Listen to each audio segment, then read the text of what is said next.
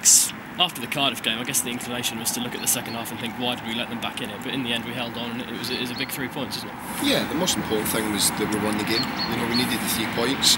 If you look at things at the top of the table as well, I think some of the results we went for us this week, so it became sort of really interesting after the weekend.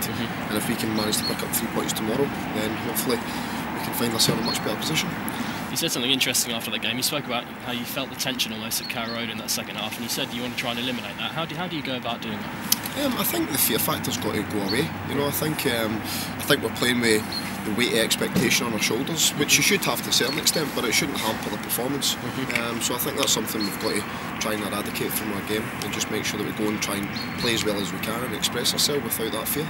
And there were plenty of positives as well. I mean, the attacking threat was there, especially in the first half. You must have been delighted with that. Yeah, I thought for the first 60 minutes, I thought we were excellent. And then as the game wore on, obviously we made a few errors, but we still posed that threat at the top end of the pitch as well, and could have scored another few goals. So, no, I'm really pleased in that aspect. But if we can sort of try and get rid of the ricks we made, then obviously that'll help.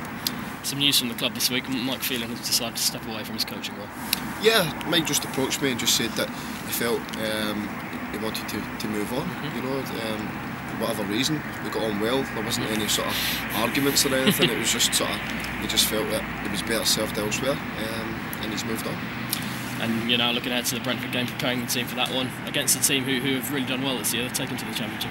Yeah, they've done very well. They're a hard-working side, and they are where they are in merit, sort of based on how they've played this season. So it's going to be a difficult game, but we'll be ready for the challenge.